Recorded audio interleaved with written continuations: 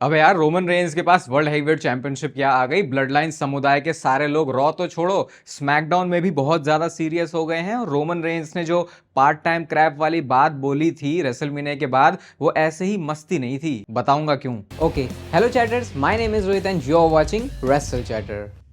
तो इस वीडियो में आज हम रिव्यू करने वाले हैं स्मैकडाउन के एपिसोड को। पिछले कुछ टाइम से स्मैकडाउन के दिन सही नहीं चले। लास्ट स्मैकडाउन के एपिसोड में हमने ब्लड लाइन की स्टोरी को प्रोग्रेस होते हुए देखा था, और इस हफ्ते डब्ल्यूडब्ल्यू ने थोड़ा सा जो एक्शन है या जो स्पीड है उसको और तेज कर दिया है। तो सबसे पहले जो शो की स्टार्टिंग है वो होती है कोडी रोड्स के साथ। कोडी रोड्स अपनी एंट्रेंस करते हैं, और जैसे ही मैंने पहले ही फ्रेम में मुझे दिख गया कि एक बंदा साइन लेके आया हुआ था। उसमें पहले तो मैंने देखा पैट मैकेफी सा कुछ लिखा हुआ है। मैंने कहा ऐसा कौन सा बंदा आ गया जो पैट मैकेफी के लिए साइन लेके आया, लेकिन उस साइन में लिखा था वी आर पैट मैकेफ्री करके, कि भाई अब ये बंदा जा चुका है। तो बड़ा ही यूनिक और क्रिएटिव मुझे साइन लगा। वैसे कुछ स्टोरी से रिलेटेड नहीं था। अब आते हैं रिंग में, और कोडी रोड्स सबसे पहले आके ये बताते हैं कि देखो मेरे पास नई इन्फो है कि मैं मेडिकली क्लियर हो चुका हूं कंपीट करने के लिए। यानी जो आंख की प्रॉब्लम है कोडी रोड्स की वो फिक्स हो चुकी है। और तभी उनको इंटरप्ट करते हैं रिकी सेंट्स, जो कि हमको पहले से ही पता था कि एनएक्सटी से अब मेन रोस्टर का कॉल अप होने वाले हैं, और इन दोनों के बीच में हिस्ट्री भी है। तो शायद डब्ल्यूडब्ल्यू को ये बेस्ट तरीका लगा कि कोडी रोड्स को आके रिकी सेंट्स कन्फ्रंट करें। और बहुत ही ज्यादा कॉकी सा बिहेवियर था उनका कि जैसे वही सब कुछ है, जैसा वो गिमिक लेके चलते हैं। कहते हैं मैं हॉटेस्ट स्मैकडाउन का फ्री एजेंट हूँ, स्मैकडाउन का फ्री एजेंट हूँ, ऐसा करके रिकी सेंट्स बोलते हैं। कहते हैं कि हम दोनों कोई स्ट्रेंजर नहीं है, मैं रेवोल्यूशन हूँ और welcome to Friday Night Saints वो बोलते हैं। मतलब सामने तुम्हारे चैंपियन है और तुम उसी को आके उसी के शो पे वेलकम कर रहे हो। कोडी रोड्स कहते हैं कि देख मैं तुम्हें यहाँ पे देख के बहुत ज्यादा खुश हूँ, लेकिन मुझे ये बात जरा बता दे, लास्ट टाइम जब तू मेरे सामने स्टेप अप तूने किया था और अब जब तूने स्टेप अप किया है तो डिफरेंस क्या है। तो रिकी सेंट्स ने उल्टा ही बोल दिया। कहते हैं तू है डिफरेंस देख, तेरे 3 टाइटल रेन हो गए हैं और ये इतना बर्डन आ गया है तेरे ऊपर कि तू 3 टाइटल रेन में 30 साल की उम्र तेरी हो चुकी है। मैं फॉर्मर एनएक्सटी में ये चैंपियनशिप जीती है, नॉर्थ अमेरिकन चैंपियन बना, ऐसा वो आके बोलते हैं। और कहते हैं कि मैं तुझे यहाँ पे तेरी ड्यूटी से रिलीफ देने के लिए आया हूँ, क्योंकि वो इनडायरेक्टली बोल रहे होते हैं कि ये जो टाइटल अनडिस्प्यूटेड चैंपियनशिप है कोडी रोड्स तेरे पास, अब ये मैं लेने आया हूँ। कोडी रोड्स कहता है आजा भिड़ ले। दोनों ने हैंड शेक किया, और उसके बाद कोडी रोड्स ने आई थिंक अपना नया कैच फ्रेज ढूंढ लिया, जो कि बहुत अच्छा भी है कि I am easy to find but hard to beat. ये बात उन्होंने रिकी सेंट्स को बोली, और आज ही शो पर Cody Rhodes versus Ricky Saints का मैच होने वाला है। तो इस बात के लिए भी देखो प्रॉप्स तो आपको कोडी रोड्स को देने पड़ेंगे कि मेडिकली बंदा जैसे ही क्लियर हुआ उसने वेट नहीं किया। पीएलई का भी वो स्मैकडाउन के शो पर ही रेसल कर रहा है। वैसे तो ये होना ही चाहिए था, इसमें प्रेज करने वाली बात कुछ नहीं है, लेकिन जिस तरीके से आजकल डब्ल्यूडब्ल्यू चलती है, पता नहीं डब्ल्यूडब्ल्यू वीकली शोज पे फिर थोड़ी ऐसी चीजें अवॉइड ही करते, पता नहीं अलग ही सा इन्होंने चला रखा। बट ठीक है, आज Cody Rhodes versus Ricky Saints का शो पर मैच होगा। इसके बाद शो पर नेक्स्ट मैच आता है Charlotte Flair versus Jacy Jayne के बीच में। अभी फेटल इन्फ्लुएंस ऑफिशियली आ चुके हैं स्मैकडाउन में। अब पहले रिया रिप्ली ने बोला था कि यार देख मैं तुम्हारी मदद कर सकती हूं क्योंकि ये लोग मेरे भी पीछे पड़े हुए हैं। उस समय Alexa bliss and Charlotte fair ने माना नहीं और इन्होंने चुल कर दी, और भाई जेसी जेन ने शार्लेट फेयर को हरा दिया है,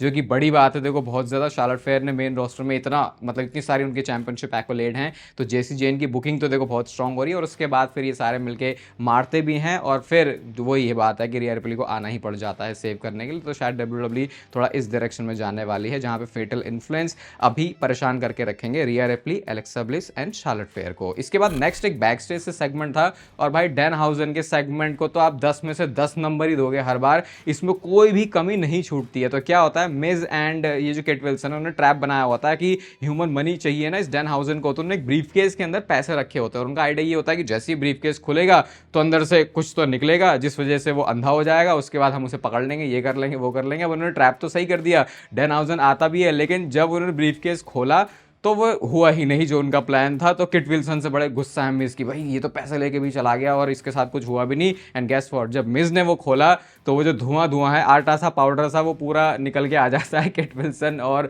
मिज के मुंह पे। हमको पता है कि हमको फनी दिखाने की कोशिश कर रहे हैं, और उसके बाद भी अगर वो चीज़ आपको फनी लग रही है तो मतलब कि वो सच में फनी है। ये देख के ना मुझे वो डीन एम्ब्रोज और सेथ रॉलिंस की फ्यूड की भी याद आ गई, जब उस समय मनी इन द बैंक था और वो सेथ रॉलिंस ने खोला था तो पूरी हरी हरी पिचकारी आ गई थी उनके मुंह पे, और उसके बाद डीन एम्ब्रोज के वो एपिक रिएक्शन भी देखे। किसको याद है वो कमेंट करके बताना। तो ऐसे करके अभी तो फिलहाल डैनहाउजन को नहीं पकड़ पाए हैं मिज और किट विल्सन। इसके बाद शो पर नेक्स्ट मैच आता है डेमन प्रीस्ट और आर-ट्रूथ वर्सेस फ्रैक्सियम के बीच में। कुछ ज़्यादा ऐड करने के लिए यहाँ पे है नहीं। मैच में जो डेमन प्रीस्ट और आर-ट्रूथ है वो जीत जाते हैं, लेकिन मैच खत्म होने के बाद डब्ल्यूडब्ल्यू ने कुछ इंप्रेसिव चीज़ करी है। और जिस दिन से टाला टोंगा आया था डब्ल्यूडब्ल्यू में, मैं ऐसा कुछ एक्सपेक्ट कर रहा था, लेकिन डब्ल्यूडब्ल्यू को इतना टाइम लग गया वो चीज़ करते हुए। तो क्या होता है, टाला टोंगा ने आके यहाँ पे डेमन प्रीस्ट और फ्रैक्सियम, आर्ट्रूथ सबको ही मारा, फ्रैक्सियम को तो उन्होंने डुअल चोक स्लैम भी मारा। और आप ये भी देखना कि एक होता है मारना, लेकिन एक होता है कि उसको प्रेजेंट ऐसे करना कि वो दिखे ऐसा कि ये खतरनाक आदमी है। और आज WWE ने वैसा दिखाया टाला टोंगा को। सोलो सिकोवा बहुत ही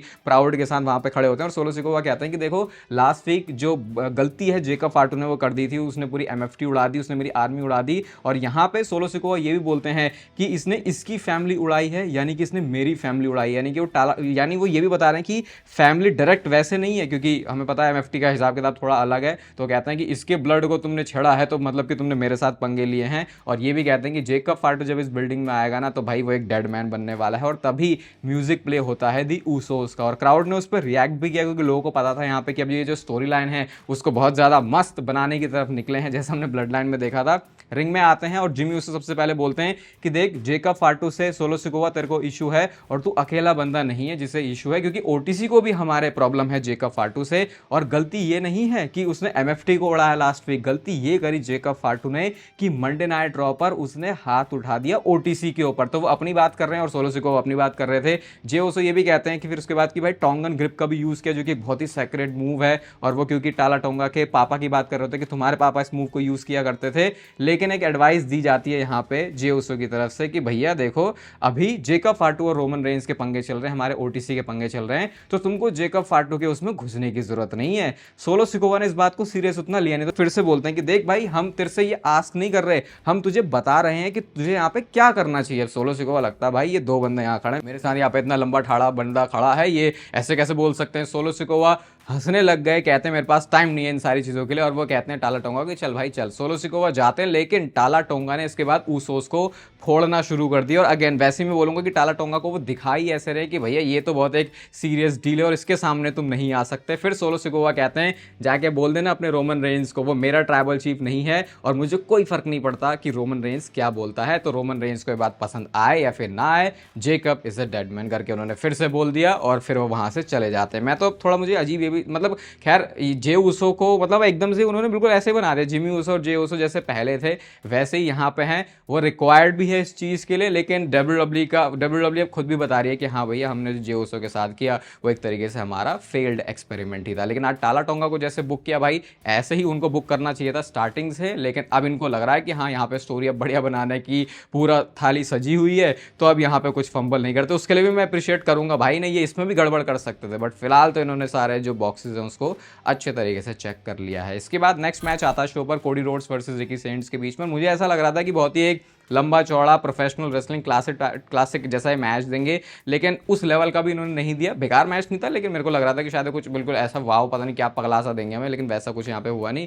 क्रॉस रोड्स लगा के इस मैच में जीत जाते हैं कोडी रोड्स। और मैच खत्म होने के बाद एक ऐसी चीज़ हुई है जिसको लेके मेरे बहुत ही मिक्स्ड रिएक्शन है और मेरा कंसर्न भी है, जैसा मैंने कल वाली वीडियो में बोला था। तो भाई गुंथर यहाँ पे आते हैं और उन्होंने चोक कर दिया कोडी रोड्स को, एक बार नहीं दो बार किया। फिर सिक्योरिटी वाले सारे बंदे आते हैं और वो जो अनडिस्प्यूटेड चैंपियनशिप है गुंथर उसको सीधा करते हैं और उसके बाद उन्होंने उसको रेस भी किया। मतलब गुंथर यहाँ पे बता रहे हैं कि देख कोडी रोड्स ये जो टाइटल है अब ये मुझे चाहिए। और अब मैं ये सोच रहा हूँ कि रैंडी ओर्टन और कोडी रोड्स का भी तो पंगा है ना, तो वो अनफिनिश्ड बिजनेस है अभी। तो ये अचानक सब क्या हो रहा है कि गुंथर यहाँ पे आ गए हैं। और जब गुंथर ने वो टाइटल रेस भी किया तो अब ऑर्गेनिक अगर आप देखोगे तो रिएक्शन ऐसा होना चाहिए था, क्योंकि वो हील है तो बहुत ज़्यादा बूज होती, लेकिन ऐसा नहीं था कि मतलब ऑब्वियसली बू तो हो रही थी गुंथर को, लेकिन वहाँ पे लोग चीयर भी कर रहे थे जैसे कि वो एक्साइटेड हैं गुंथर और कोडी रोड्स की फ्यूड देखने के लिए। और मे बी उनको ऐसा लग रहा हो कि अगर गुंथर ने पंगा ले लिया है कोडी रोड्स से चैंपियनशिप के लिए तो बंदा ये तो टाइटल लेके ही मानेगा। तो ठीक है, कोडी रोड्स वर्सेस गुंथर एक अच्छा मैच प्रोग्राम फ्यूड हो सकती है,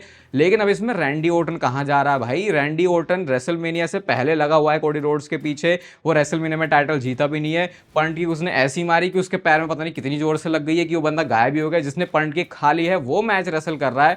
तो भाई ये क्या है, मेरे तो समझ में नहीं आ रहा। ये तो फिर से वही लग रहा है कि अच्छा एक रेसलमेनिया में कोडी रोड्स को मैच देना था, इस वजह से रैंडी ओर्टन को इन्होंने रेलिवेंट सा बना दिया। और क्या बैक टू द वही कचरे में चला गया फिर से रैंडी ओर्टन, जैसे इतने टाइम से हम रैंडी ओर्टन को देख रहे हैं उनके सर्वाइवर सीरीज के रिटर्न के बाद। तो अभी तो भाई मेरा मतलब उस मूड में हूं मैं कि बस कुछ अब निकल ही जाएगा उल्टा सीधा।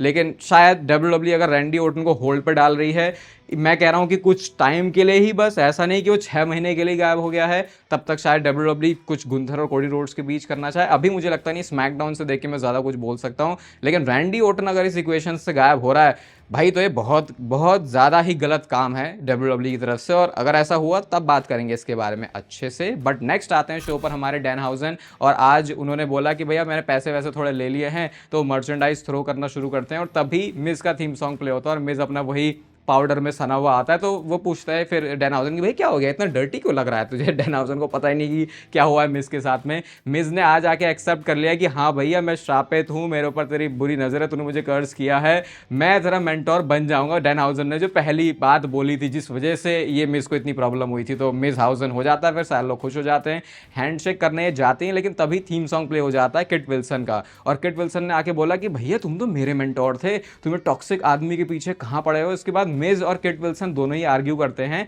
और यहाँ पे मिज ने डैनहाउजन का फेवर किया कि जैसे कि अब वो उनके साथ जाएंगे, और वो भी मोमेंट अच्छा लग रहा था कि जब एक तरफ डैनहाउजन खड़ा है और एक तरफ किट विल्सन खड़ा है, और जाके वो हैंडशेक करते हैं, तो जब वो डैनहाउजन के पास जाते हैं तो चीयर होता है, लेकिन जब वो उधर किट विल्सन के पास जाते हैं तो वहाँ पे बूज होती है। लेकिन उन्होंने हैंडशेक लास्ट में कर लिया डैनहाउजन के साथ, और सारे लोग खुश हो गए। मिज भी भाई अब ऐसा लग रहा है कि पूरा बेफेस बन चुका है, और मिज कहता है कि भाई अब तो एक ही चीज़ करने के लिए रह गई है, और जैसे उन्होंने यू आर कर्स करके वो बोलते हैं किट विल्सन की तरफ, तभी मिज ने अटैक कर दिया डैनहाउजन के ऊपर। यानी ये पूरा मिज और किट विल्सन का एक ट्रैप था। और भाई पता नहीं, डैनहाउजन को पिटते हुए देख के अच्छा नहीं लगता भाई, मेरे अंदर का वो बच्चा सा जाग जाता है जो ऐसे सोचता है कि यार इस बंदे की शायद पिटाई नहीं होनी चाहिए। तो क्या हुआ, फिर मिज ने स्कल क्रशिंग फिनाले लगाया, और उसके बाद किट विल्सन ने भी अपना टॉप रोप से एल्बो ड्रॉप लगाया है। तो आज डैनहाउजन की पिटाई हो गई है फाइनली। भाई मिज ने वो चीज़ करी जो कि इतने टाइम से वो डैनहाउजन के साथ करना चाहते थे, और उसके बाद डैनहाउजन जाते भी है बैक स्टेज निक ऑल्डिस के पास, कहते हैं कि भैया ये गलत हुआ है, टैग टीम मैच मिल जाएगा डैनहाउजन को, बस उनको करना ये है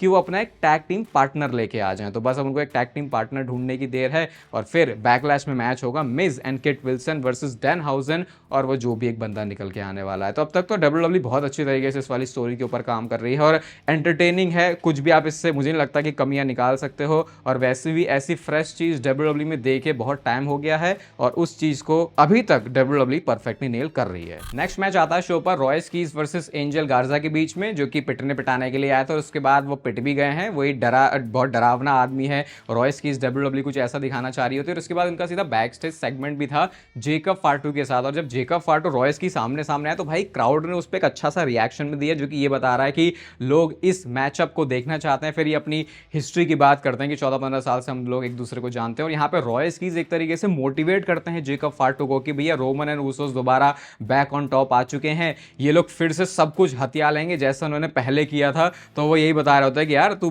तगड़ा आदमी है, ऐसा आदमी है, वैसा आदमी, तुझे करके दिखाना है। और इतने में ही क्या हुआ, टाला टोंगा ने आके यहाँ पे रॉयस की इसको बजा दिया, उधर सोलो सिकोवा जाके जेकब फार्टू को मार रहे हैं, और फिर से टाला टोंगा को ऐसा दिखाया उन्होंने कि उन्होंने दोनों ही बंदों को ढेर कर दिया है। मतलब जेकब फार्टू रॉयस की जो ऑलरेडी तगड़े बुक हो रहे हैं, अगर उन दोनों को ही आके एक बंदा फेर दे रहा है, तो अब समझ लो कि डब्ल्यूडब्ल्यूई थोड़ा मतलब किस लेवल का सीरियस होने की कोशिश कर रही है टाला टोंगा के साथ। आई होप ये सिर्फ 1-2 हफ्ते की कहानी ना हो, क्योंकि भाई जब तुम्हारे पास वो बंदा है, वो दिखता वैसा है, वो जो करेगा वो बिलीवेबल भी लगेगा, तो तुम्हें वैसा करना चाहिए उसके साथ। तो अभी तो फिलहाल उन्होंने रॉयस कीज और ये जेकब फार्टू को भी ढेर करवा दिया था, और शायद ऐसा भी बताया कि अगर कभी जरूरत पड़ेगी जेकब फार्टू को, तो रॉयस कीज होगा जेकब फार्टू के साथ उनकी हेल्प करने के लिए। इसके बाद नेक्स्ट आता शो पर सेगमेंट सैमी ज़ेन का, और वो जिंजर ब्रेड बिल्कुल बीच में उन्होंने खड़ा किया होता है टुल्सा में आके। आज रिएक्शन सैमी ज़ेन को मैं बोलूंगा पिछले कुछ हफ्तों में जो नेगेटिव भी मिल रहा था, आज नेगेटिव था, लेकिन वैसा नहीं था, लोग उनको चीयर भी कर रहे थे। वो कहते हैं भाई मैंने ऐसा गलती की ही क्या है जो सारे लोग तुम मेरे को बू करना शुरू कर रहे हो। वो कहते हैं कि देखो मैं सारी चीजें झेल लूंगा,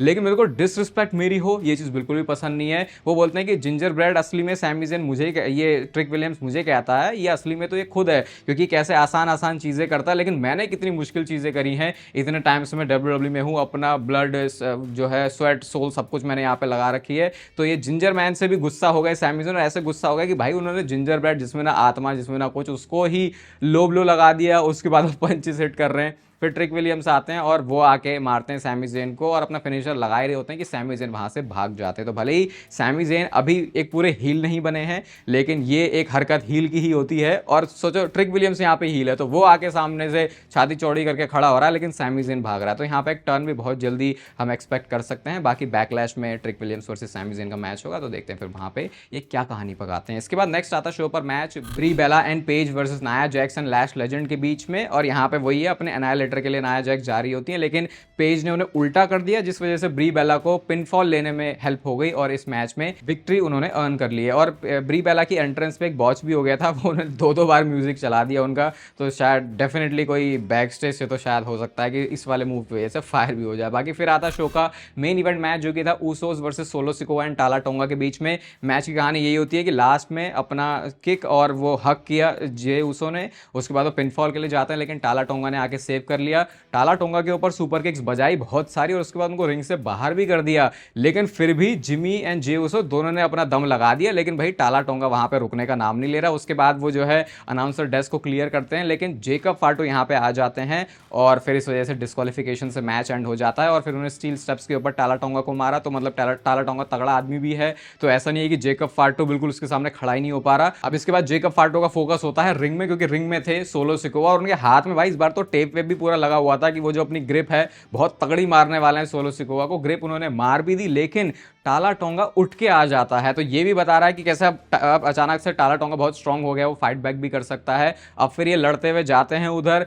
और चोक स्लैम ऑलमोस्ट हिट करने ही वाले थे उस अनाउंसर डेस्क के ऊपर, लेकिन उस ग्रिप में अब फंसा दिया जेकब फाटो ने टाला टोंगा को और उसके बाद उन्होंने अपना समोन ड्रॉप भी लगा दिया। और जेकब फाटो कह रहा है भैया मेरे से पंगे लेने की जरूरत नहीं है। जिमी एंड जे उसे भी रिंग में खड़े हुए कह रहे भाई ये तो बहुत ही तगड़ा बंदा है यार, अब इससे हम क्या ही बोले, इसने तो पूरी एमएफटी भी उल्टा दी थी, तो हमें तो ये फेर ही देगा। और बिल्कुल ऐसे खड़े होते हैं जिमी एंड जे उसो और जेकब फाटो ऐसे जाते हैं उनके बीच में से उन्हें धक्का देते हुए कि भैया मुझे कोई फर्क नहीं पड़ता तुम कहां से आए हो, तुम क्या हो, तुम्हारे ऊपर कौन है, मेरे को तो मेरा तो एक ही गोल है और वो है रोमन रेंज से उसकी टाइटल लेना। और उसके बाद जाते जाते जेकब फाटो ने ये भी बोला कि बता देना जाके अपने रोमन रेंज को कि मैं उसकी एस को डॉग वॉक करने वाला हूं। फिर उसके बाद फाटू या रामी करके वो जो बोलते भाई वो बहुत ज्यादा कूल लग रहा है, जैसे जैसे हम उसको और ज्यादा सुनना शुरू कर रहे हैं। और जो मैं आपको बात बता रहा था रोमन रेंज के पार्ट टाइम क्रैप के बारे में, भाई एक ऐसी चीज हुई है कि आप बोलोगे यार रोमन रेंज तो बिल्कुल एकदम सीरियस ही होके आ गया है जब से उसने वर्ल्ड हेवीवेट चैंपियनशिप जीती है, या वर्ल्ड हेवीवेट चैंपियनशिप जीतने से पहले ही वो सीरियस हो गया था। क्योंकि मंडे नाइट रॉ के जितने भी एपिसोड होने वाले हैं 22 जून तक, सारे के सारे मंडे नाइट रॉ के एपिसोड में रोमन रेंज आने वाला है, यानी कि वीकली बेसिस पे आपको रोमन रेंज दिखेगा। मतलब मेरे को तो फिर भी ऐसा लग रहा था कि शायद हो सकता है, जैसे मैंने बोला भी था कि सीएम पंक जैसे एक आध शो मिस कर देता है वैसा कुछ भी रोमन रेंज कर सकता है, लेकिन भाई रोमन रेंज सारे ही शोज पर होने वाले हैं, जिसका मतलब कि रॉ में ये वाली स्टोरी लाइन, स्मैकडाउन में ये वाली स्टोरी लाइन, तो ये अकेली स्टोरी लाइन, क्योंकि बंदे ही ब्लड लाइन रोजगार योजना के तहत इतने सारे हैं रोस्टर में कि सबकी ही स्टोरी, मतलब वही है कि रोमन रेंज के स्टोरी की वजह से बहुत सारे लोगों की स्टोरी पे भी इसका असर पड़ेगा, जो कि उनको पॉजिटिव वे में इंपैक्ट करने वाली है। बाकी आज की स्मैकडाउन को रेट किया जाएगा 3.75 स्टार। अच्छा स्मैकडाउन का शो था, कंसिडर करोगे कि पिछले कुछ टाइम में हमने जैसे स्मैकडाउन के एपिसोड देखे हैं। बाकी नेचुरल टीन का लिंक मिलेगा आपको डिस्क्रिप्शन में, R1 वाला कोड यूज करते ही आपको पूरी वेबसाइट के ऊपर सारे ही प्रोडक्ट्स के ऊपर प्यारा सा डिस्काउंट मिल जाता है। इस वीडियो को यहां तक देख रहे हो तो इसे लाइक कर दो, चैनल को सब्सक्राइब कर दो ऐसे डेली WWE से रिलेटेड कंटेंट के लिए। बाकी तब तक फिर लेते रहो जिंदगी के मजे।